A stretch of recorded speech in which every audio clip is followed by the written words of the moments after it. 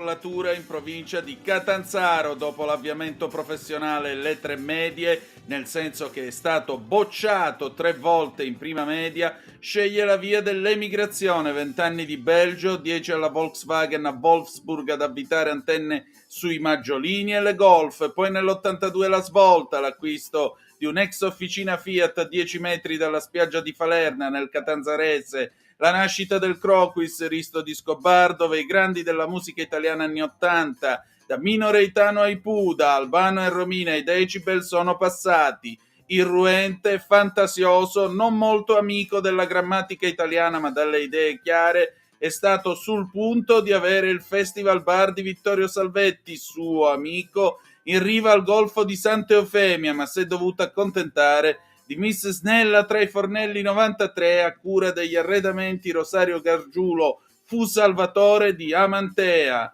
del Commenda che ha motorizzato mezza Calabria, l'uomo che fece scoprire la dance alla Calabria dei primi '80, oggi è da noi a confessarsi. Signor Scarcella, è vero che cerca personale per il Croquis? Certo che lo cerco, mi pare chiaro. Quanto offre? 300.000 lire a weekend, l'ho già detto, a fine settimana. Perché non trova nessuno che vuole ballare? E perché la gente non vuole lavorare, il reddito di cittadinanza ha rovinato tutto. Anche quelle 3 madame lì alla radio da voi al sabato, quelle là non vogliono lavorare, ve lo dico io. Grazie signor Scarcella.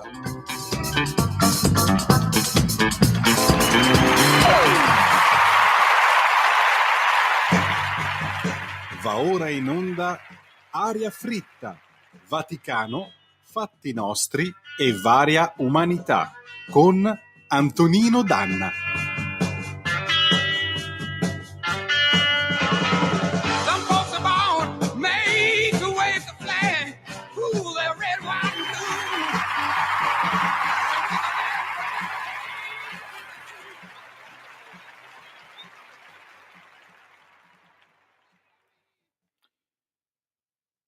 È morto lo scrittore giapponese Aritsune Toyota.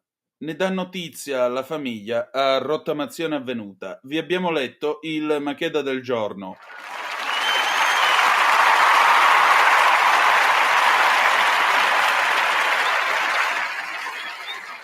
Compare, lei che è radioso nonché glorioso ideologo di questa trasmissione, che cosa ne pensa? Che cosa ne pensa?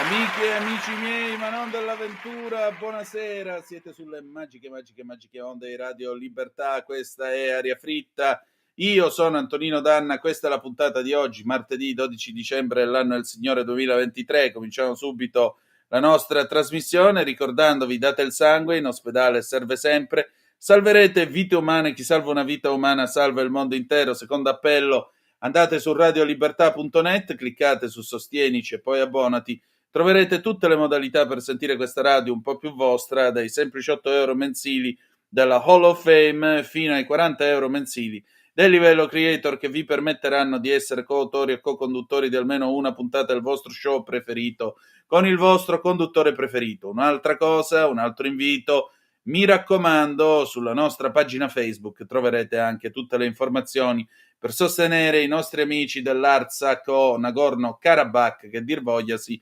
amici armeni che sono stati spodestati, ahimè, dagli azeri che hanno usurpato la loro terra. Ma noi cominciamo subito in questa bella serata dicembrina e cominciamo con un pezzo del 1977 di Adriano Celentano, Somebody Save Me, e andiamo.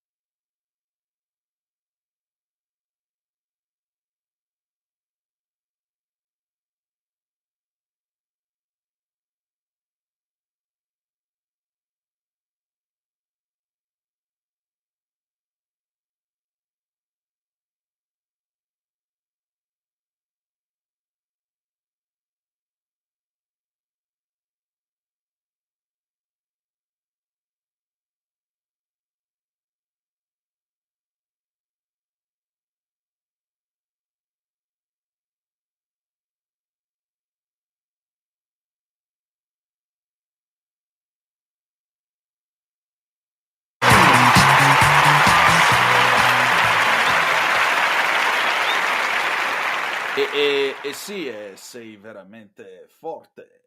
Bravo Adriano con Somebody Save Me, bravo a te, bravo a me, bravi tutti, brava anche Claudia Mori. Sì.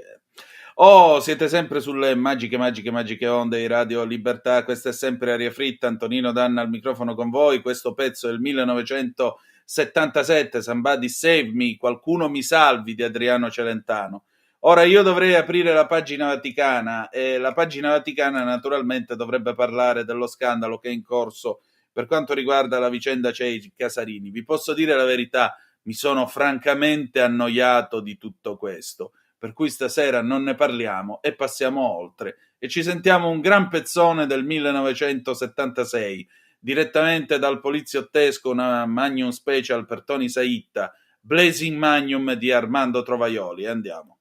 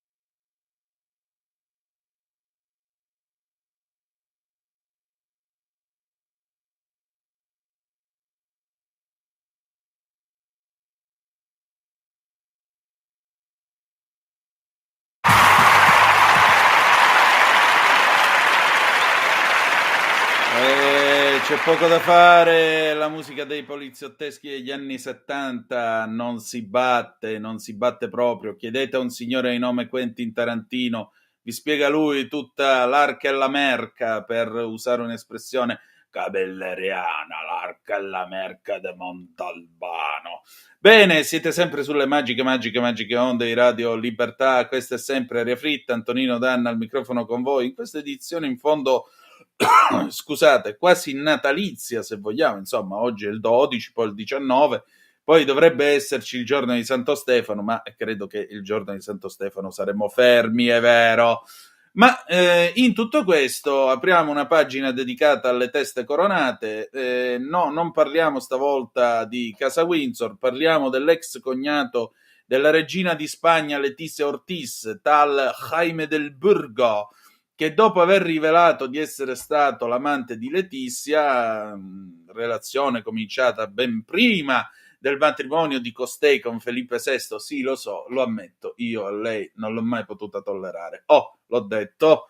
Nel 2004, ripresa anche dopo per un anno nel 2010. L'uomo, un imprenditore 54enne, sostiene di aver ricevuto minacce di morte, ma non ritratta, non cambia una virgola, la verità è quella che è, ha detto in un post su X scritto in inglese e poi in spagnolo.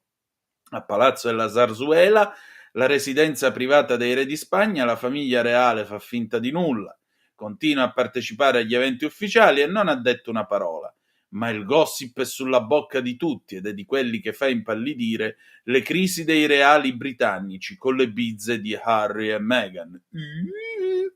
Comunque sia, i commenti sui social, scrive Laggi, si sprecano. Con un po' di fortuna vedremo scomparire contemporaneamente la monarchia spagnola e la corrida, ha scritto qualcuno su X.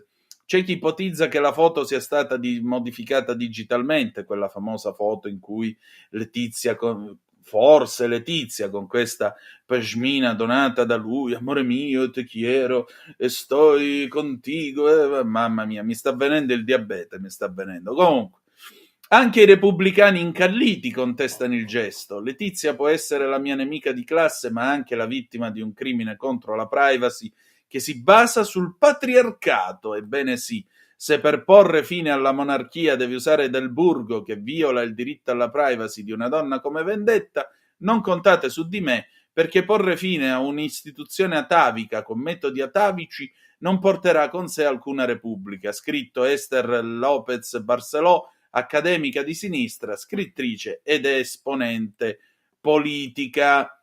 Una volta tanto sono d'accordo con i repubblicani spagnoli, incredibile.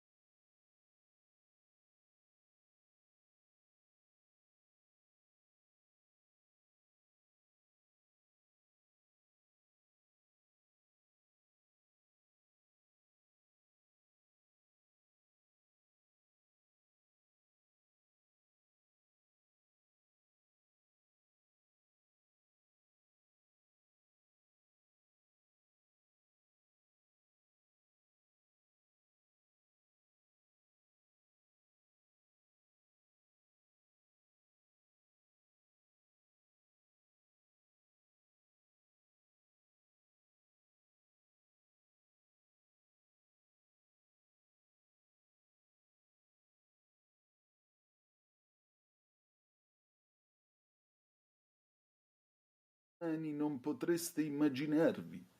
Navi da combattimento in fiamme al largo dei bastioni di Hammamet. E ho visto i raggi B balenare nel buio vicino alle porte di San Vittore. E tutti quei momenti andranno perduti nel tempo come lacrime nella pioggia. La linea 3 avanza. Grazie, Presidente Craxi.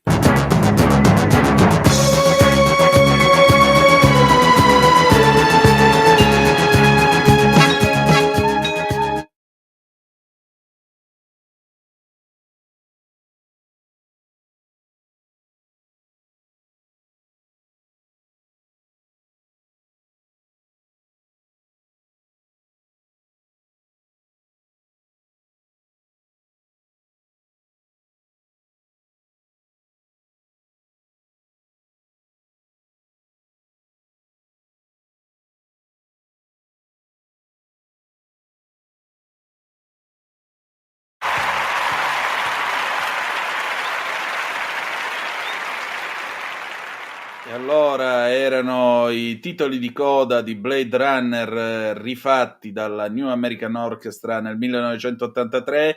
Siete sempre sulle magiche onde di Radio Libertà. Questa è sempre Aria Fritta, Antonino Danna con voi. Ma adesso è giunto il momento. Premio Banana! Radio Libertà presenta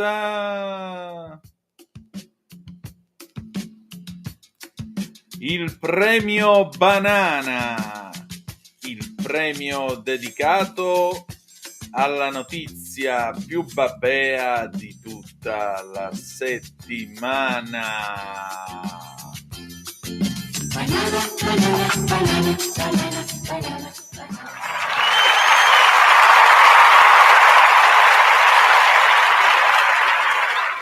E allora, con la collaborazione della Gatta Sociale, andate a vedere la sua pagina Facebook.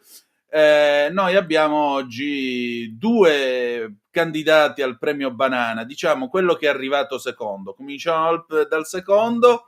Siamo qui su fanpage.it, il sorteggio più truccato di tutti i tempi. Il responsabile va nel panico, così vedono la mia mano.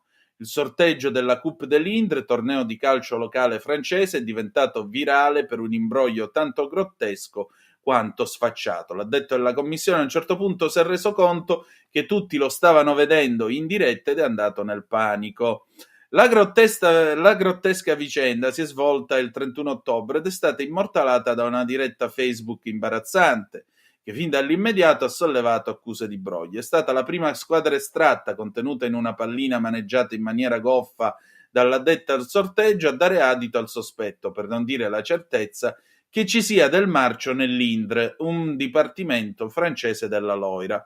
Il filmato mostra chiaramente cosa accade. Mentre il sorteggio delle squadre sta per iniziare e i nomi di tutti i team partecipanti vengono scritti e inseriti nelle palline che sono poi poste in una grande urna a forma di insalatiera, Jacques Lullier, presidente della commissione di Coppa, raccoglie una pallina in più dalla persona addetta a trascrivere l'esito delle operazioni, che è seduta alla sua sinistra. Pallina che continua a tenere in mano anche quando mette entrambe le mani nell'urna, evidentemente per simulare di pescarla da lì. Tuttavia, in quel momento l'uomo si rende conto che la sceneggiata è troppo visibile. Preoccupato dall'avere la telecamera dello smartphone che riprende il sorteggio puntata su di lui lieva nel panico e fa un cenno a chi regge il telefonino di spostare l'inquadratura di lato, aggiungendo un "vedranno la mia mano", che è la confessione dell'imbroglio in atto. Che dire di più? Cioè, ma tu sei un fenomeno, veramente.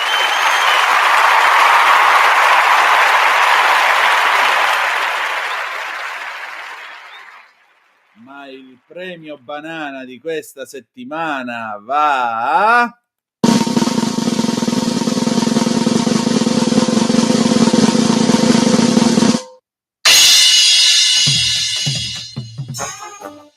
gioca con noi la collega Mariam Moshiri della BBC, una molto nota giornalista di BBC News. Ha fatto una e orrenda gaffe. Ebbene sì, che cosa è accaduto? La povera Mariam, poco prima di andare in onda, ha fatto il gesto del dito medio, non accorgendosi di essere già inquadrata da parte delle telecamere dell'emittente britannica e in particolare dopo essersi resa conto della cosa, lei ha appoggiato la mano e ha cominciato a leggere le notizie facendo finta di nulla.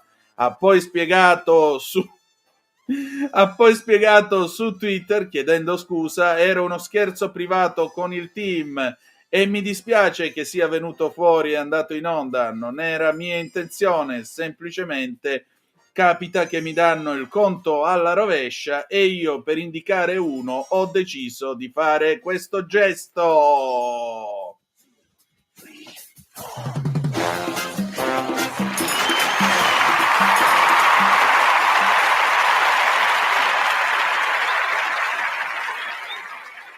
Che dire di più? Io veramente sono commosso. Maria Moshiri, classe 1977 da Teheran, emigrata poi nel Regno Unito, lei si definisce una londinese dura e pura, ha studiato in Italia, o meglio, ha studiato italiano allo University College di Londra, quindi nel caso potremmo anche intervistarla, chi lo sa. In ogni caso, il suo gesto è veramente un gesto coinvolgente. Lei è entrata nella storia a modo suo e che dire di più, insomma, congratulazioni, un premio Banana ampiamente meritato decisamente meritato. Noi abbiamo finito per questa sera, grazie per essere stati con noi e ci salutiamo con una bella canzone d'amore del 1980, vincitrice tra l'altro di quella edizione di Sanremo, e ricordiamo un grande cantautore che è scomparso da poco e ci manca già, Toto Cutugno, Solo Noi, 1980. Grazie ancora per essere stati con noi, appuntamento il 19 dicembre sempre sulle magiche onde di Radio Libertà, e non dimenticate che malgrado tutto, the best is yet to come, il meglio deve ancora venire.